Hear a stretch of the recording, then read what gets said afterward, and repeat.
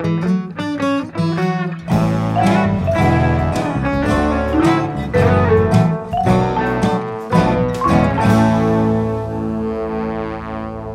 Tiango said, "Through the act of translation, we break out of linguistic confinement and reach many other communities. Let all languages be, but they can meet through translation." And that's why I describe translation as the language of languages. September is National Translation Month. And of course, in August, we celebrated Women in Translation Month. And translators are often the unsung heroes. And sometimes on books, I find you can't even find their name on the cover, which is ridiculous because translators play such an important role in making that book accessible to readers. And they are doing this all over the world for readers of all kinds of languages. And without them, we would never have the opportunity to experience a world of literature. So it baffles me that they go unacknowledged so frequently, but not on Keep It Fictional today. We are going to celebrate the work of translators. Each of us has brought a work of translation today. So I'm looking forward to this tour of literature around the world from all my book friends today. And we have Elle, we have Corinne, and Sadie with us today. So why don't we start our book tour with Elle? All right. I have brought The Plotters by Eun-soo Kim, translated by Sora Kim Russell. The Plotters is a Korean thriller following an assassin named Rasang. Rasang was born in a trash can and raised in the Doghouse Library, a place where hitmen are hired by the plotters, the people who call the shots and make the plans that change the direction of the country. Old Raccoon is the head of the library and Rasang's cranky father figure, but he is in danger of being usurped by another son of the library, Hanja, a slick character who is out to modernize the assassination business. When Rasang goes out on a job to kill an old man who was once a high-ranking military officer, he goes off script. He ends up invited into the old man's home and shares a drink and a meal with him, getting to know him and his friendly dog a little better. It's only after this that Rasang feels the time is right to kill the old man, but instead of handing over the body like he's supposed to, he has him cremated. This small decision kicks off a domino effect, changing the way that the assassination was supposed to affect the country, but also changing Rasang's perspective on his job and his position in the world. The position of the doghouse is changing, and while Hanja has become the leader of one of the top assassination groups in the country, Old Raccoon still represents tradition, and many of the most lucrative contracts still go through him. As a war between Hanja and Old Raccoon approaches, Rasang has to figure out where he stands. Will he stick with Old Raccoon, who raised him yet seems stuck in the past, or embrace the new capitalist ambition of Hanja? At the same time, the unknown world of the plotters begins to encroach on Rasang's life, giving him yet another problem to deal with, which he discovers while on a week-long bender, his post-kill tradition, in the form of an explosive hidden in his toilet, which a friend tells him later would have blown his butt clean off. Investigating this explosive leads him to a mysterious woman who may be more than she seems on first glance, and kicks off the book's spiral towards an explosive end. I haven't read a huge number of Korean novels in translation. The main ones I've read so far have been unsettling short novels like The Vegetarian by Han Kang or The Hole by Hye Young Pyun. So this was a different perspective on Korean culture for me. I enjoyed it a lot, especially the dry sense of humor that Eun-soo Kim displays in his writing and the ways in which it subverts the traditional thriller genre. Rasang is a thoughtful protagonist, very aware of his position in a changing world, and constantly wondering where he will fit as the world moves on. As a hitman, the fact that his conscience is what drives him for much of the novel is an interesting choice, and one that brings him closer to the reader, in my opinion. This book is an interesting take on the thriller. It's highly philosophical, which one might not expect from something in this genre, But also, the writing is very strongly visual, with parts of the novel almost feeling like a movie as you read it. There's a lot of animal metaphors in this book, with several characters named after animals, including the aforementioned old raccoon and a cremationist named Bear. Dogs, especially, are important in the book, and specifically the idea of wolves becoming domesticated into dogs. I found the book started off strong with the chapter where Rasang meets the old military officer hooking me, but there were bits in the sort of very beginning where it dragged a bit before revving up towards the ending. There's a lot of action in the back half of the book, eschewing the ubiquitous gun violence found in many American crime novels for knives, which was a cool choice and one that I think changes the character of the violence to feel more personal. Anyone who's a fan of Korean crime cinema or who wants a somewhat more thoughtful thriller would be well suited to picking up The Plotters by Eun-soo Kim, translated by Sora Kim Russell. Thank you, Al. Forgot about that book. It's quite a long time ago. It was great. It was a fun one. And it's like you said, it's a interesting kind of like almost like a literary thriller in some ways. And it makes it fun to when people do something different with their genre. So that's great. Thank you so much. We are going to move go one of the things we try to do today is to pick books from different countries and different languages. And so since Al took Korean, I wonder what Korean is going to do today. Yes, I was devastated when I looked at that spreadsheet and I was like, ah! But at least you did highlight one of my favorite translators, Sora Kim Russell, who translates a lot of Hwang Suk Young's book, like Familiar Things and At Dusk. So I was really glad to see her name on the list of translators that we'd be talking today. And tragically, today I cannot talk about my man, Anton Her, and all of his amazing translations. So I had to look elsewhere.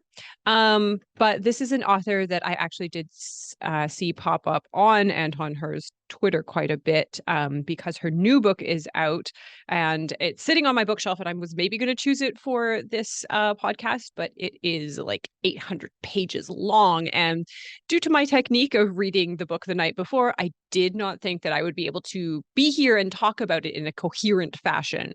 So I actually went with her earlier, much shorter work, which I'm very interested to see how she does long form. So Kazu's family has always been unlucky. As he sits listening to the recitation of his ancestors' stories who were persecuted and driven from their home and ill-fated, as he sits and listens to the story of the hardship of his ancestors told by his father at his only son's funeral, he begins to understand that his luck has been made in the stars. After years of working his finger to the bone in backbreaking manual labor, he was driven by the idea that if he worked hard enough, he could pay for his son's education, and his son could finally be the first one to raise the entire family out of the grinding poverty that they have always found themselves in. And for a while, it seemed like their fate would be changed. His son was born on the same day that the emperor's son was born.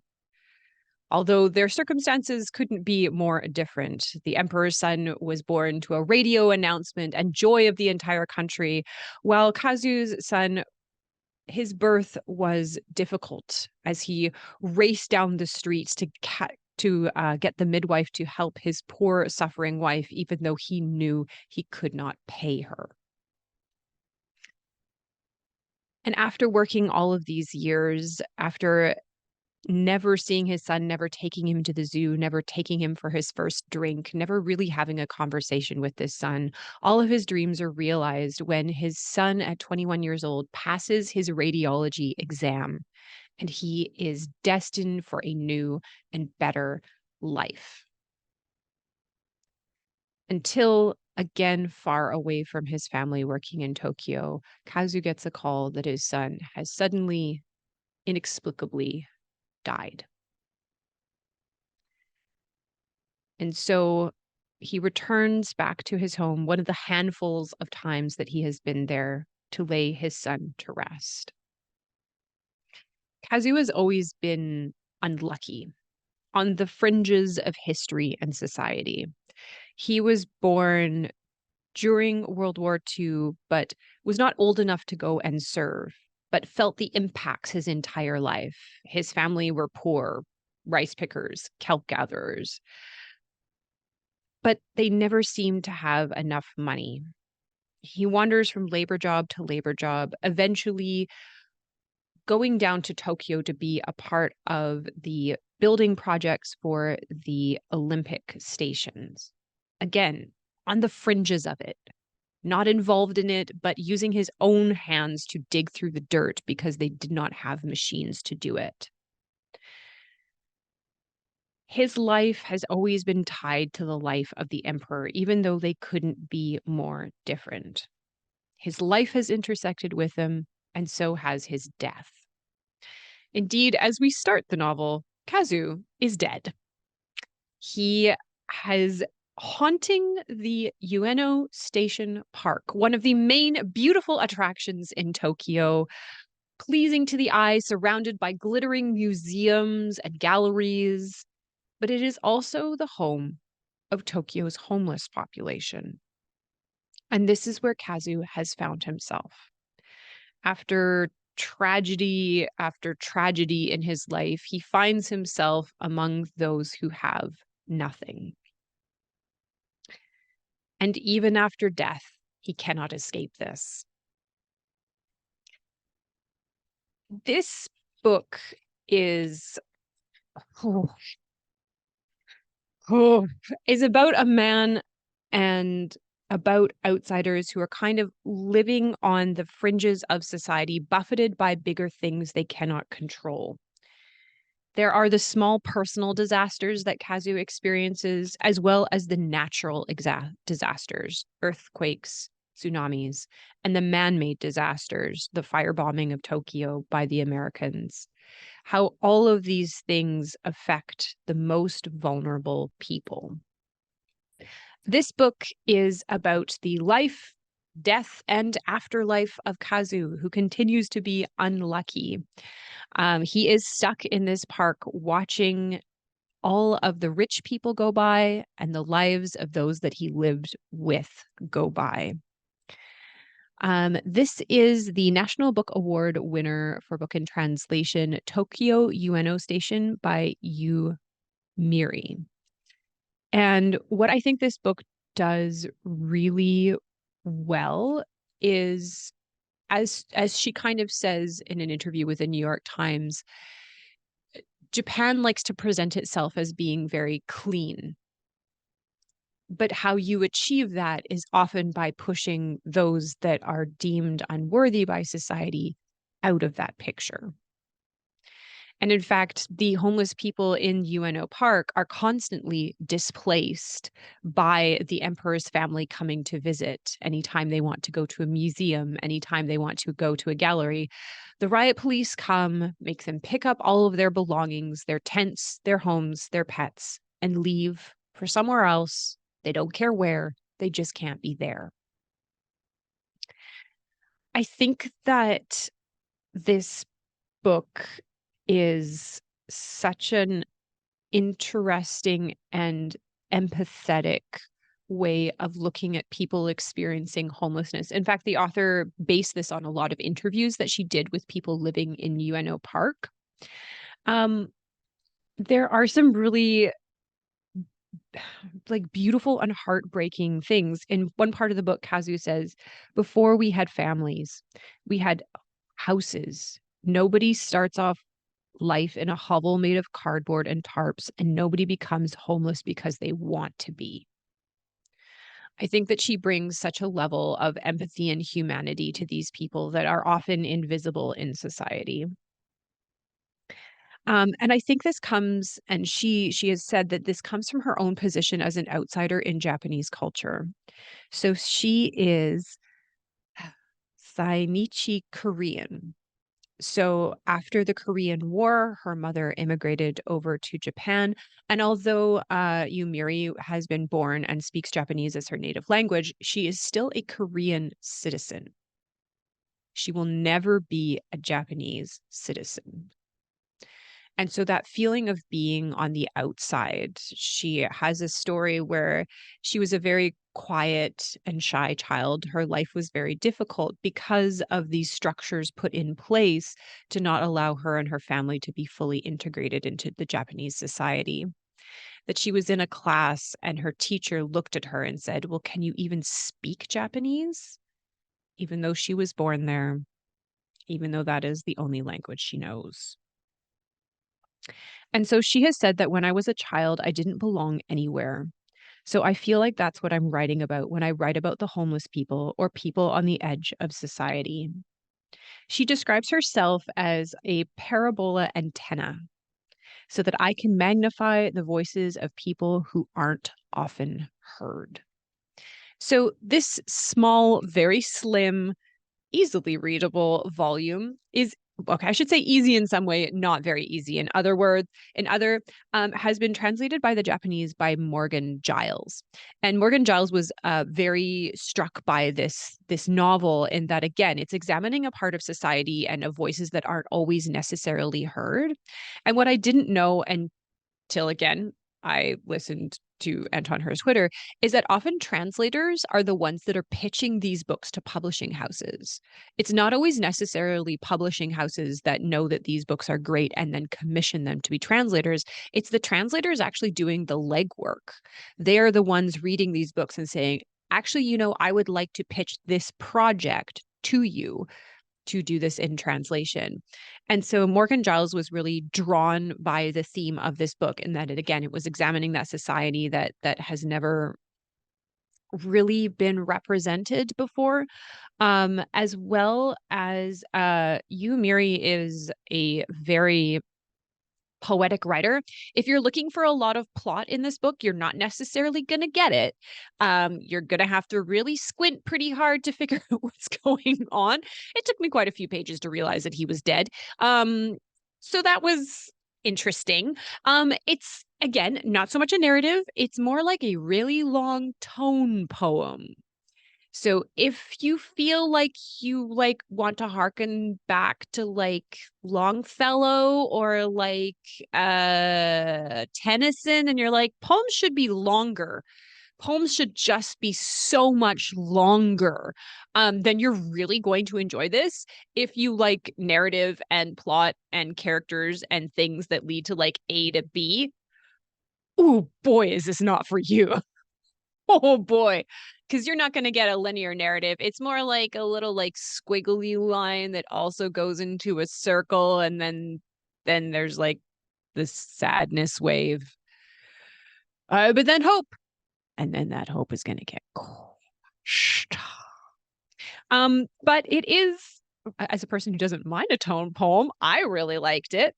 I think that if you really enjoyed George Saunders' Lincoln in the Bardo, if you kind of enjoyed that kind of weird, I'm a ghost drifting around, listening to other people's conversations, and then also telling you a little bit about my history and giving you the history of Tokyo.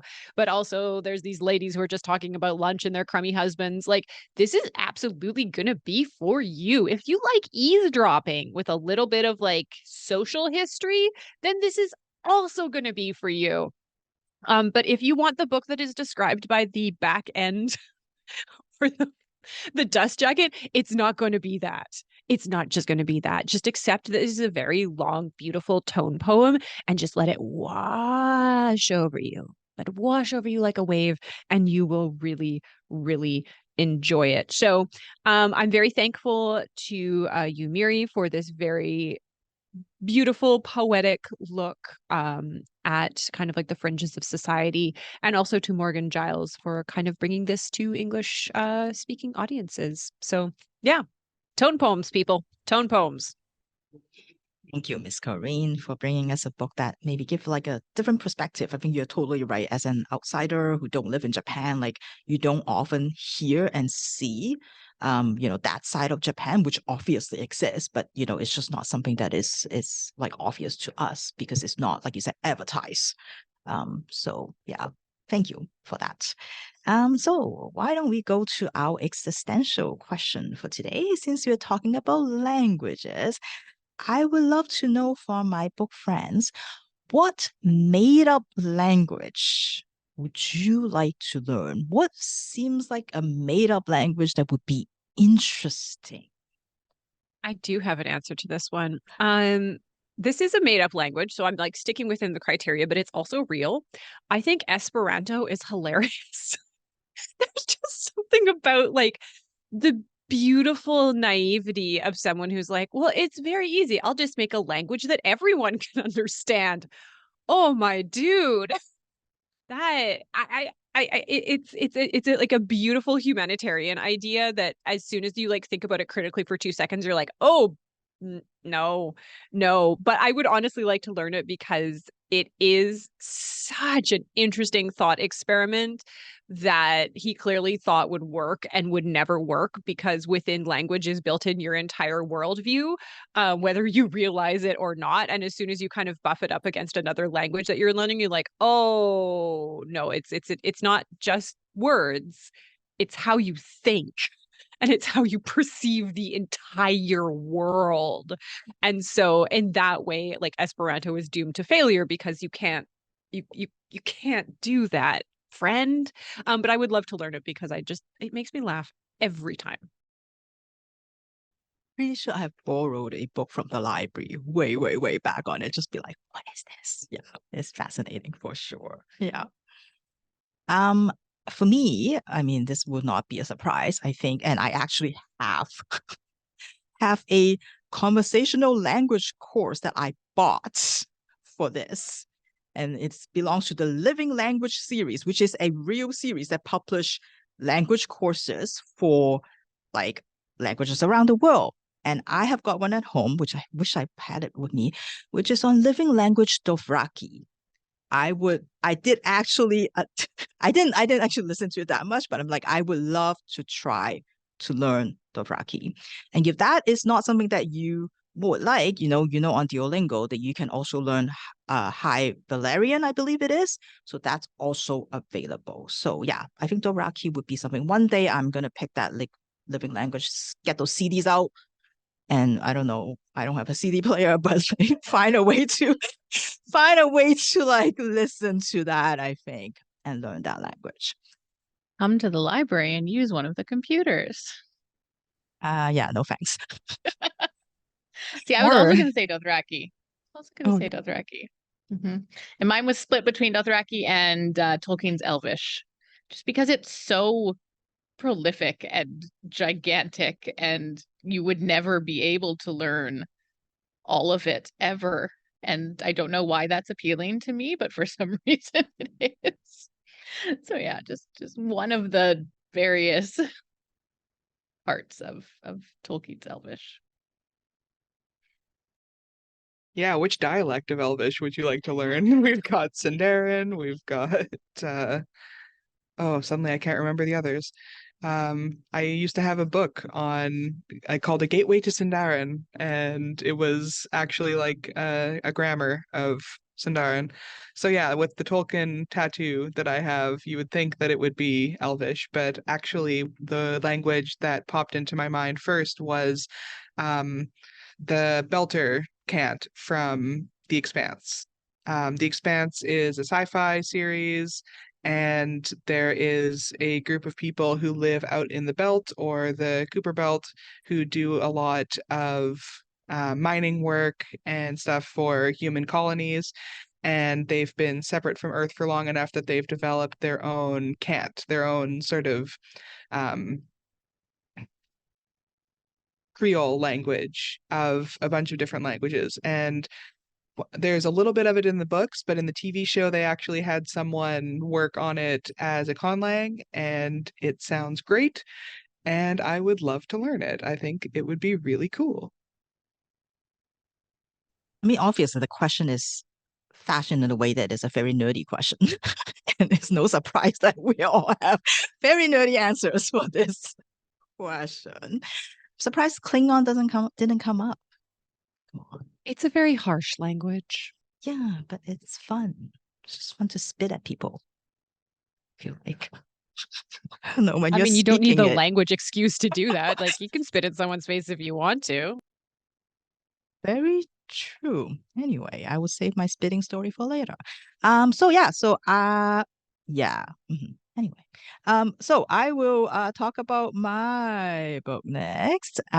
So contrary to Corinne's book, mine is a giant doorstopper. Um, And my book today is the first book in Hindi to win the International Booker Prize. That happens in 2022, so very, very recently. And I know in past discussion, we talked about awards, and I know they don't hold a lot of weight with many of my book friends, but I think for me, if there's one award that I specifically make a point to read as many books as I can from the shortlist, it would be the International Booker Prize, and probably also the counterpart, the Booker Prize. But International Booker Prize has definitely introduced me to so many books that I would not have read and would not have heard of, and and exposed me to a lot of literature from like many different countries beyond what I would say my usual kind of like ones that I usually read. And so today's book, is originally published in Hindi. It's the first one I read.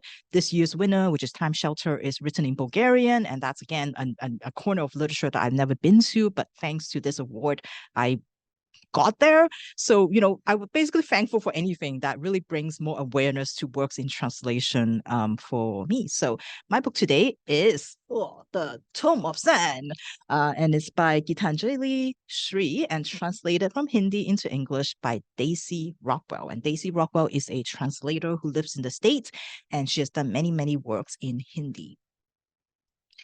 Ma is refusing to get out of bed. At 80 years old, shortly after her husband died, Ma has turned her back towards the door, so that when anyone enters her room, that's all they will see, her back and the lump of blanket that is Ma. She lies there, facing the wall, staring at the cracks, wondering if they are big enough for her. Would the wall be willing to absorb her? Can she just get in there?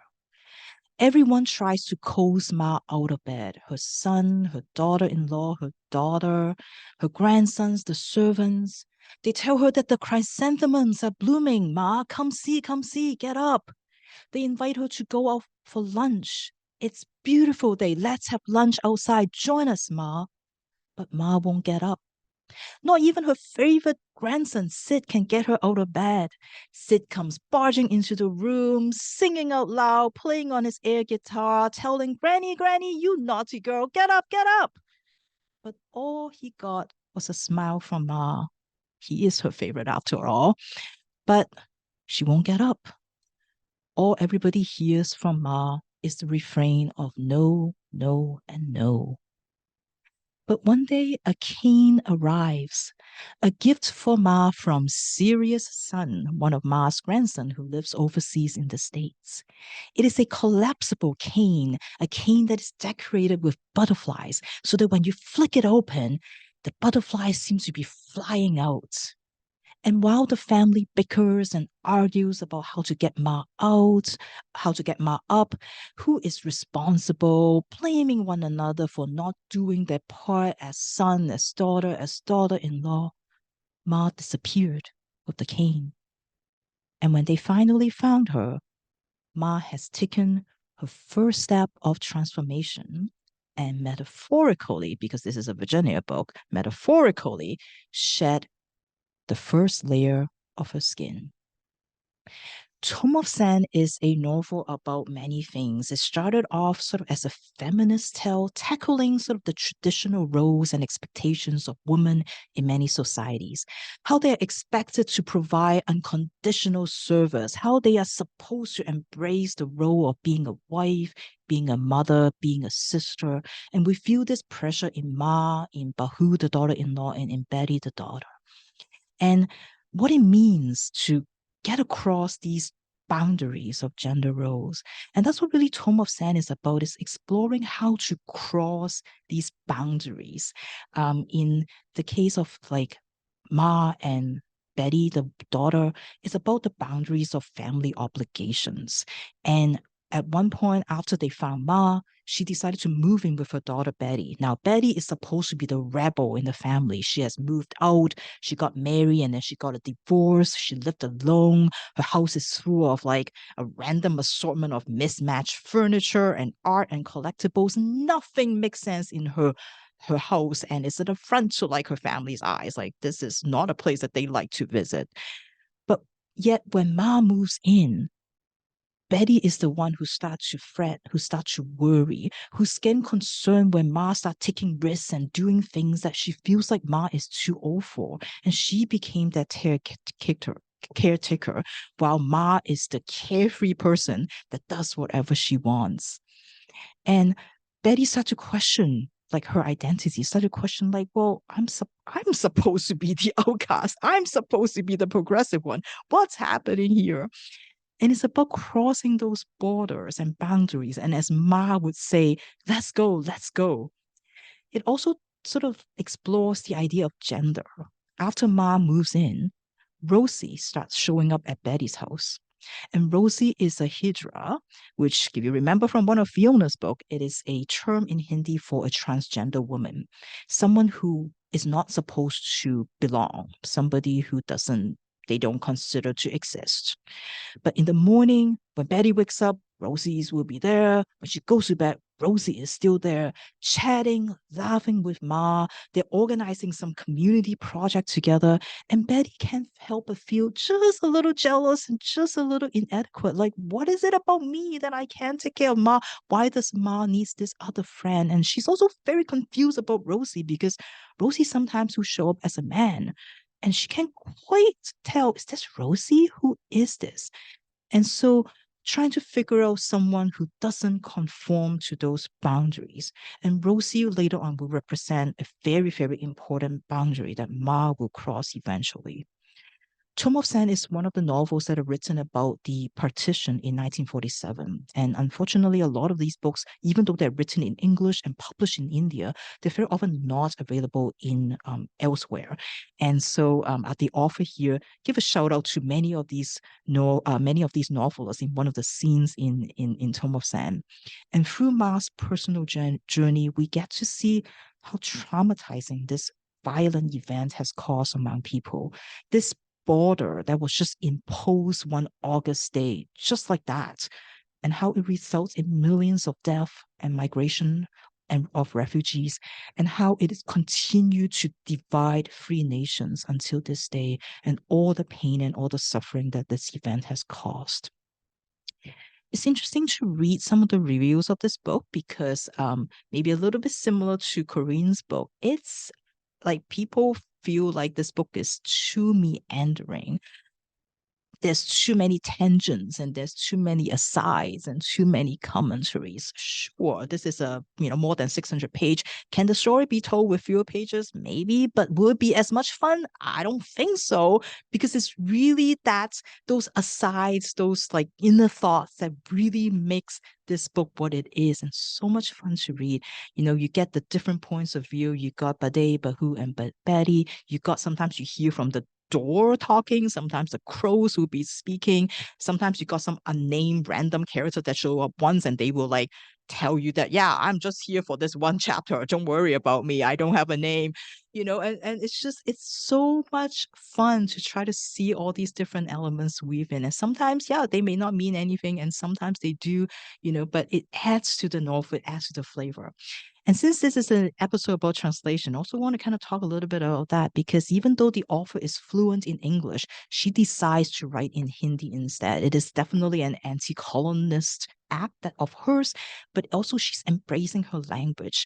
And it's really amazing how much Daisy Rockwell, the translator, really captured the sounds and the rhythms in this book in that process. She talks about how she worked with Geetanjali Shree, the author, to kind of try to figure out like how best to translate this.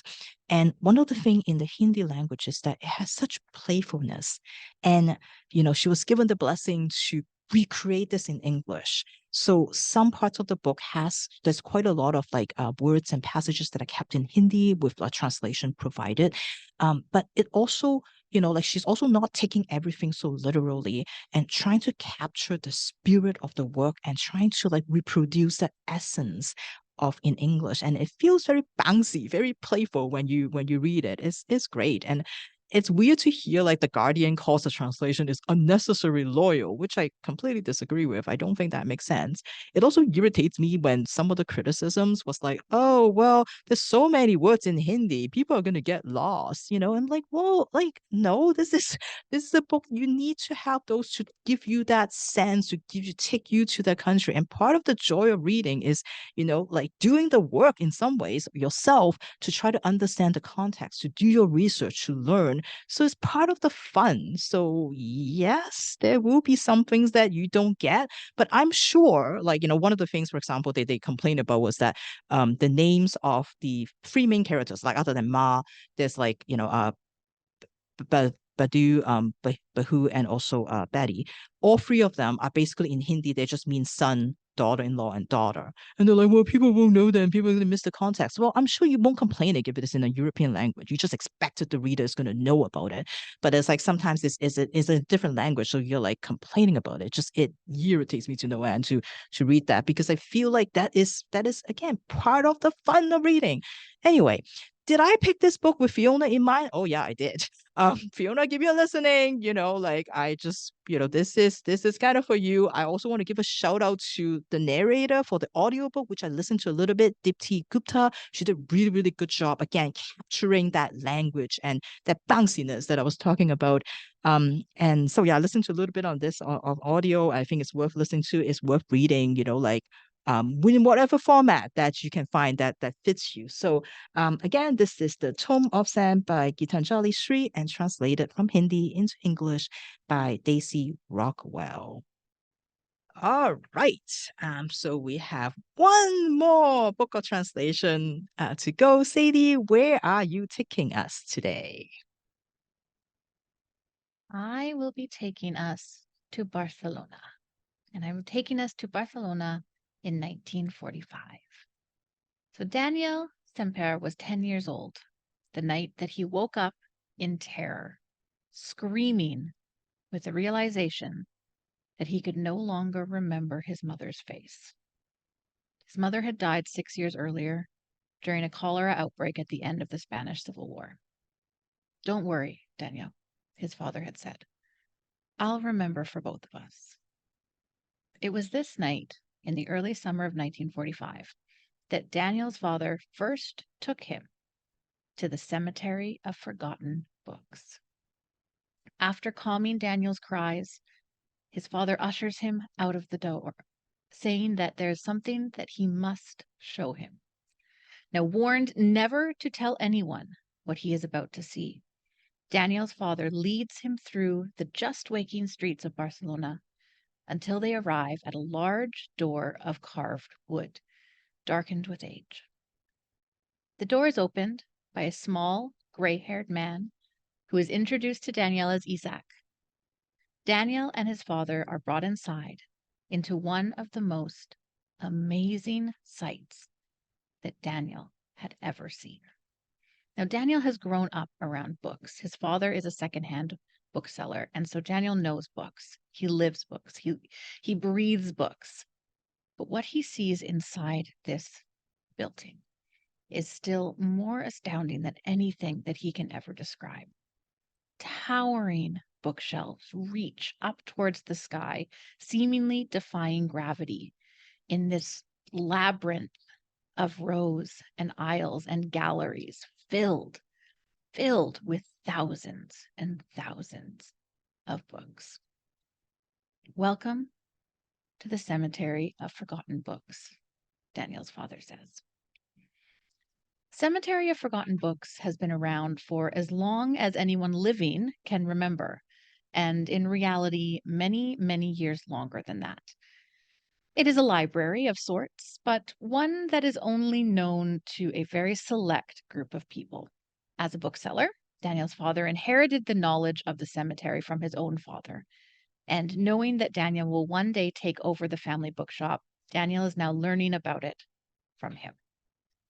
The books that are found in the cemetery are not ordinary books. They are one of a kind, yes, but so much more than that. They are books that have been lost and forgotten to the rest of the world. Anytime a bookshop or a library closes, then those who know about the Cemetery of Forgotten Books will make sure that the books get there.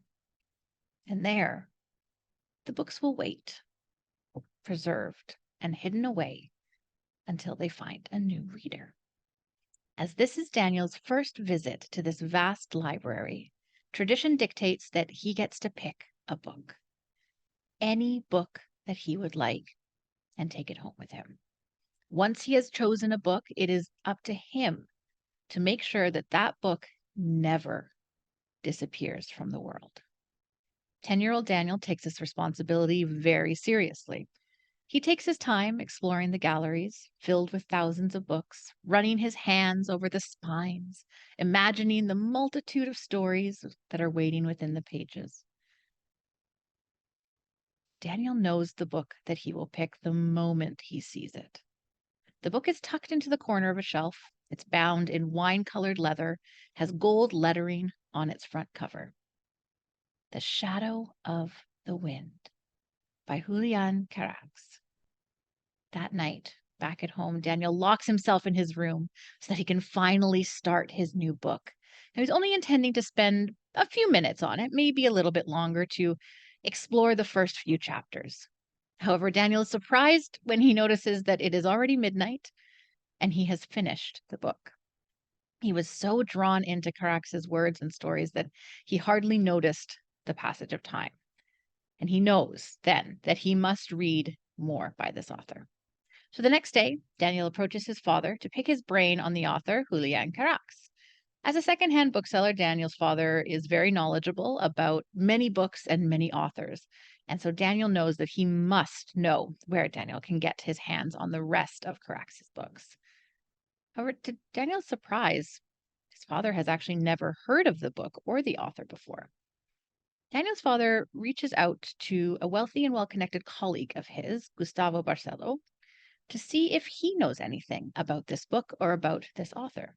Now, Gustavo has heard of Julian Carax, but what he knows about him is even more mysterious. He tells him that no one really knows who this author is, and that his books are becoming harder and harder to find, making them very, very valuable. Whenever one of the books is discovered, for some reason, it is very quickly destroyed. Now, as a collector of rare books, Gustavo eagerly offers to buy the book from Daniel. However, knowing that it is his responsibility to make sure this book never disappears from the world, Daniel refuses to sell it to him. So throughout the following years, Daniel's focus shifts, as they would of a child who is entering adolescence and teenage years. Now, he never forgets about Carax and the mystery that surrounds him, but he also spends time with his best friend Tomas. He gets distracted by falling in love and subsequently having his heart broken by Gustavo Barcelo's niece, Clara. And it isn't until Daniel is 16 that his mind and his life are drawn back into the mystery of Julian Carax. While out for a walk one night, Daniel is approached by a terrifying stranger who demands to know where Daniel's copy of The Shadow of the Wind is. Daniel is able to evade him and is able to hide the book back in the Cemetery of Forgotten Books. But he is now more determined than ever to learn about Carax and to figure out why some people are so intent on destroying every word that he has ever written. This begins Daniel's search through Barcelona for any clues he can find about Carax. With the help of Fermin, the bookshop's new employee, and B, Tomas's older sister, Daniel slowly starts to piece together Julian Carax's life. However, as he delves more into this tragic story, Daniel starts to understand that following this path may be much more dangerous than he realized. And as people from Carax's life start to turn up dead, Daniel needs to decide how much he is willing to risk, not only to understand the man who wrote The Shadow of the Wind, but also how far he's willing to go to protect it from actually disappearing forever. So, borrowing from his own character's work, this is The Shadow of the Wind by Carlos Ruiz Zafón. Carlos Ruiz Zafón is a Spanish writer, and it has been, this book, as well as all of Zafón's books, have been translated into English by Lucia Graves, an author in her own rights. who was born in England but spent time after World War II in Spain, and so is maybe that timeline doesn't seem right. But after she was born, I'm mixing my timelines of my book and my real life people. But when she was a child, I believe she spent time in Spain. So this is the first book of Zafón's Cemetery of Forgotten Books series. This is a 4-book series, the last of which, The Labyrinth of Spirits, came out in 2016. And unfortunately, 4 years after that, in 2020, Zafón did pass away from colon cancer. I did also just learn that in 2021, there was a new book of stories that are released from this world. So Zafón released stories that kind of take place within the realm of the Cemetery of Forgotten Books. And many of these stories had never been translated into English. And so it was released in English posthumously in 2021. So with 2 world wars and the Spanish Civil War kind of acts as the backdrop of this story. This is a very gripping novel. It takes readers, honestly, on a truly amazing journey spanning from 1916 all the way to 1966. And it draws together a whole bunch of different elements to it, which I think is what makes it such a popular book and what makes it so engaging to read. It draws in romance, it draws in political intrigue, it draws in mystery, it draws in murder, it has a little bit of magical realism, and it kind of wraps all of this up in a story that honestly just at the core of it stresses the importance and the power that books have and that the written word has. So I have actually mentioned this book on the podcast before. Most recently, when we were talking about books that intimidate us, this was a book that I thought would intimidate me and ended up not intimidating me. So I first picked it up many, many years ago when I was working at Kohl's bookstore, and a colleague of mine recommended it to me, and it was his favorite book. He recommended it to pretty much anybody who would listen to him. He told them to read this book. And I remember picking it up, reading the first page and saying, why? Why do you why? and I put it down. And I did not look at it for months later. And I honestly don't know what made me pick it back up again, but I'm so glad I did, because once I got past the first page, that was on me. I should have read more. Once I got past the first page, I was kind of welcomed and brought into this magical world of books and mystery and just kind of all of these family histories and political wartime kind of drama. And it was just, there was so much to this book that really drew me in, and it received one of my very rare 5-star ratings on Goodreads. So I'm very happy that I was able to push past whatever weird block there was and actually finish the book. So I would definitely recommend this book if you like historical mysteries, but maybe something that has a bit more to it. It does have a literary feel to it. So I think it is described as a literary mystery or a historical mystery. There is some romance in it, so you do have to not hate romance, I guess. It's not the core of the book, but it does come into the story. And honestly, if you enjoy reading about books, if you enjoy reading about the wonder and the magic that books hold for people, then I think this is a really great book for you. So I would love to recommend The Shadow of the Wind by Carlos Ruiz Zafón, translated by Lucia Graves.